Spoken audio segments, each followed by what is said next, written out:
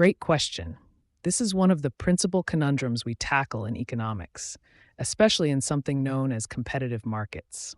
Let's break it down and add a sprinkle of humor to make it really stick. Imagine you're running a lemonade stand in your neighborhood. Your stand isn't the only one. A couple of your friends also decided to make a splash this summer with their own stands. So you've got competition. Now you wonder, how much lemonade should I make? You don't want to make too little, or people might walk over to your friend's stand instead. But you also don't want to make too much, otherwise, you'll be left with lemon juice coming out of your ears. Here's where economics comes to the rescue. Step 1. Know your costs and revenues. 1. Costs, what you spend. These include ingredients like lemons, sugar, and cups. Plus, there's the cost of your time. You could be playing video games instead. 2. Revenue, what you earn. This is the money people pay you for the lemonade. Step 2. Understand the competition.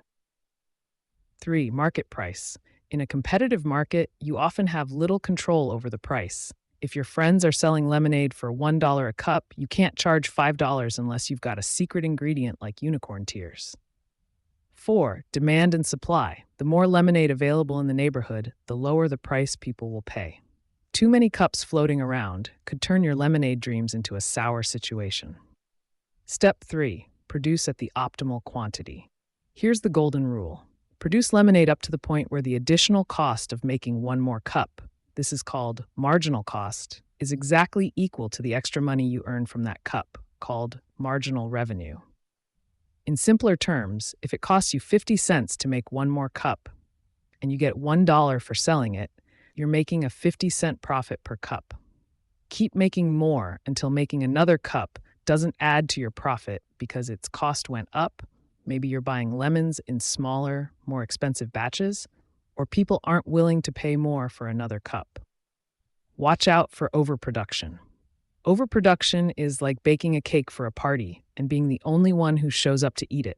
You don't want to be the kid with an ocean of unsold lemonade because 1. It still costs you money. 2. Unsold lemonade might go bad or get weird looks from your parents. To sum it up, you should produce enough lemonade to meet demand without exceeding it, keeping an eye on costs and what your competitors are doing. It's a balancing act, kind of like juggling lemons. With practice and some keen observation, you'll find your sweet spot. So next time you're deciding how many cups to make, think like an economist, but maybe not too much. Or you might just end up paralyzed by analysis and miss out on that sweet summer profit. Cheers to making and selling the perfect amount. Absolutely. Let's break this down. Imagine you're at a party and there's only one person with a bowl of the best chips ever made. If you want some chips, you're pretty much at their mercy. They could ask you for anything in return, like doing a silly dance or paying a ridiculously high chip fee. Why? Because they know they're the only game in town. Now let's switch those chips for phone calls. When there's only one phone company, they're like that chip holder with all the power. They can charge you whatever they want for calls because, well, who else are you going to call? But what if another guest at the party also brings an awesome bowl of chips?